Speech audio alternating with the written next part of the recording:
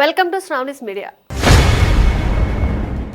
Sugar మధుమేహం ఉన్నవారు ఎండాకాలంలో ప్రత్యేకంగా ఉదయం సమయంలో జాగ్రత్తలు పాటిస్తే బ్లడ్ షుగర్ నియంత్రణలో ఉండటమే కాకుండా డీహైడ్రేషన్, అలసట వంటి సమస్యలు తగ్గుతాయి.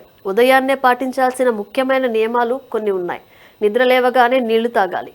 రాత్రంతా శరీరం డీహైడ్రేట్ అవుతుంది, అందుకే ఉదయం లేవగానే ఒక గ్లాస్ గోరువెచ్చని నీళ్లు తాగాలి. ప్రతిరోజు బ్లడ్ షుగర్ చెక్ చేయాలి. ఫాస్టింగ్, షుగర్ లెవెల్ తెలుసుకోవడం చాలా ముఖ్యం. రోజు చెక్ చేస్తే మీ కంట్రోల్ ఎలా ఉందో తెలుస్తుంది.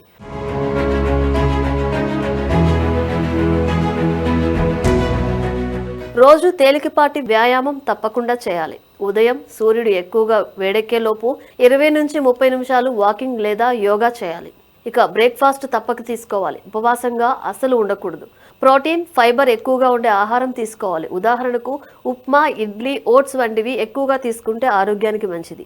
ఇక మందులు, ఇన్సులిన్ సమయానికి తీసుకోవాలి. డాక్టర్ చెప్పిన సమయానికి మందులు లేదా ఇన్సులిన్ తీసుకోవడం తప్పనిసరి.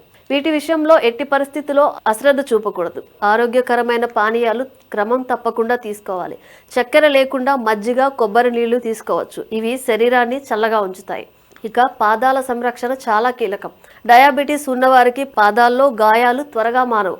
ఉదయం పాదాలు పరిశీలించాలి, శుభ్రంగా ఉంచాలి.